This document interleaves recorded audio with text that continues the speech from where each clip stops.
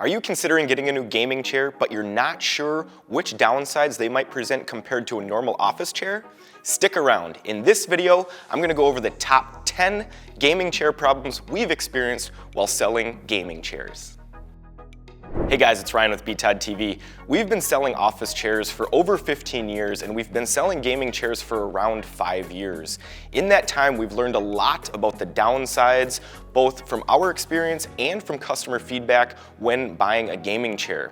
So this video is going to specifically focus on those things that we've learned so that you can be educated on what to look out for if you do decide to buy a gaming chair. Before I get into this list, I want to encourage you to follow us on our social media. We're going to be doing a ton of giveaways coming up and also some behind the scenes look at what we do here at BTOD. Let's get into the list. So the first major problem that we've run into with gaming chairs is simply going to be customer expectations. Because of all the fancy marketing that comes from gaming chair brands, customers really expect to be getting one of the best quality chairs on the market.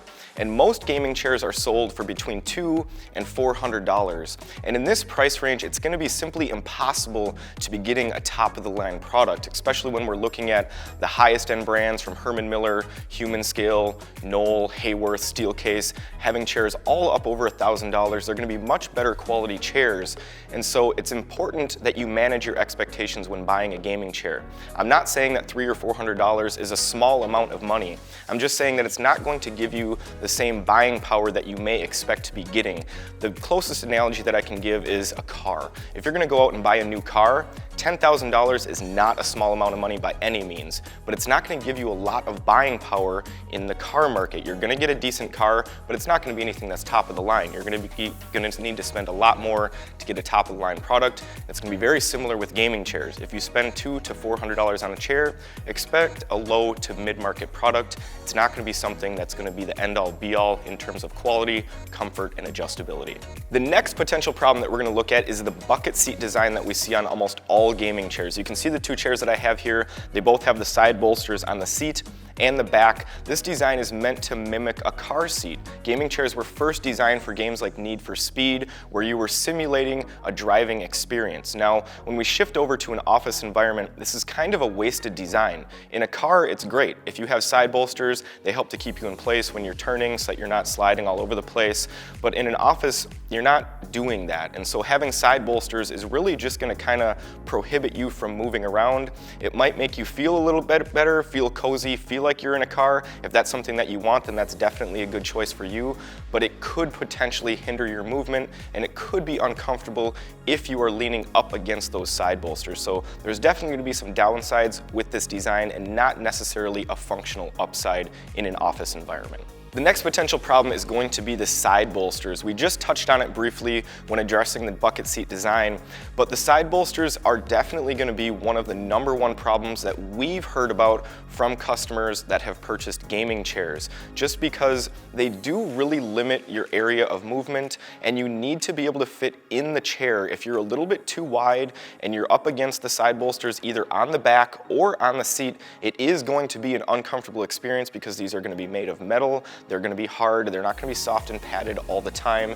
Even if they are, they could still be uncomfortable. So you definitely want to make sure that the gaming chair you are considering is meant to fit you. You want to be able to fit narrowly in the chair and not have to be up against those side bolsters because they could be uncomfortable. The next potential issue is that because of the bucket seat design and because of the side bolsters, most gaming chairs are going to be designed for small, petite, slender builds. There's not enough room in the seat with the bolster design to support larger people. You're going to have to go with a specially designed large gaming chair, even if you are above a slender build. So even me, at being 180 pounds, we have brought gaming chairs in here that I have not fit comfortably in. They've been too slim and too slender for me. So this is really an area that you need to think about. I would really look at the dimensions of the chair, measure your current chair, measure yourself, and make sure that you are going to fit in that chair comfortably, because a lot of these chairs are designed for really small people. Some of the chairs that we've brought in that we've thought were going to be large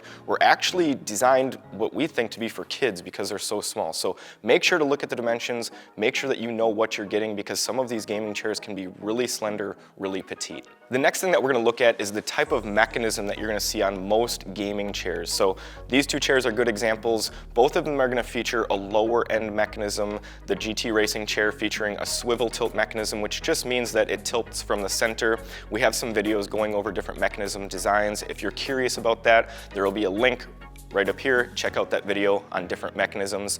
We have a mechanism right here that's a knee tilt design, a little bit better than the swivel tilt, but both of them are going to be considered lower end in terms of ergonomics. Most of the higher end chairs that we see are going to have something like a multifunction, a synchro tilt, or a weight sensitive mechanism. You're not going to find that in most gaming chairs because of the price point that you're shopping. So if you do want something with a higher end mechanism, you're probably going to have to look elsewhere than the gaming chair world. Another big thing to think about is with a gaming chair, you are paying for the looks. And if you're paying extra for the looks, that means that you have to be sacrificing somewhere else. So when we look at these chairs, you can see that they both have fancy designs, fancy coloring, stitching, headrests, pillows.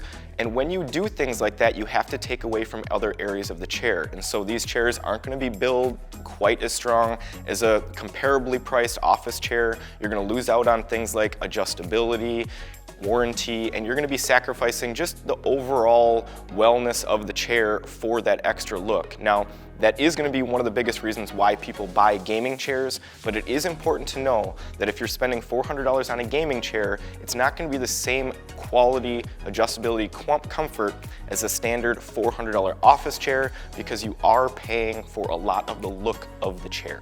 The lumbar and back support on gaming chairs is going to be one of the biggest reasons that people dislike them comfort-wise. And this is because they're not very well designed to give proper back support, in my opinion.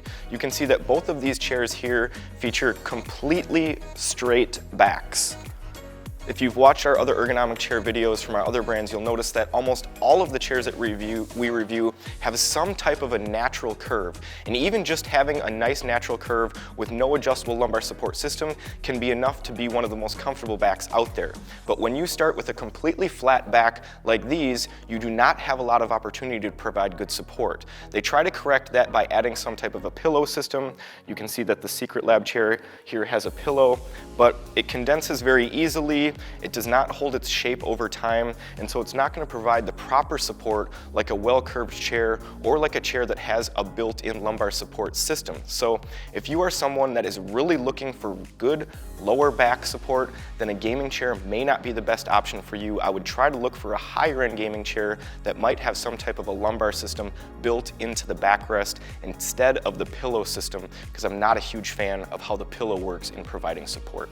The next thing to think about is that most gaming chairs are not going to have the same adjustability as a standard office chair, simply because the bucket seat design does not allow for some adjustments. You're not going to be able to have back height adjustment or a seat slider on this type of design, because those parts cannot move independently of each other with the way that the chair is put together.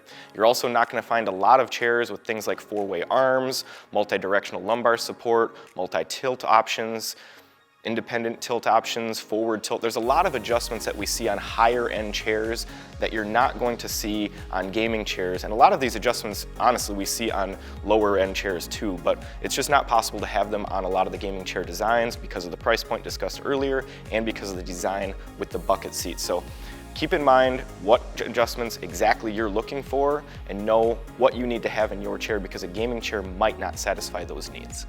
And the last problem that we're going to look at with gaming chairs is that they do not provide any range of movement while you're sitting in the chair, which is becoming a bigger and bigger problem as more and more manufacturers move to a model with chair designs that allow you to move around freely. We have learned that a big part of ergonomics is simply moving throughout the day, not staying in a static position for too long. This is why we've seen an explosion in the standing desk market, things like active seating.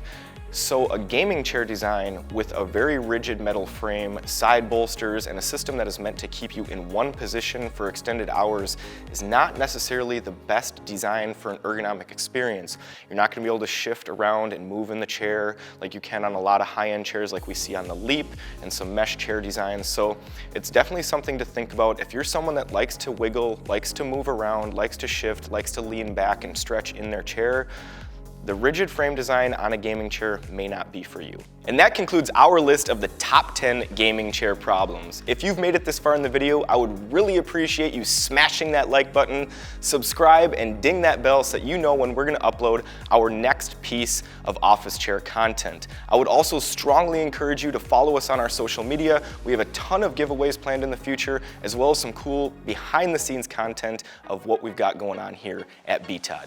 Thanks a lot for watching.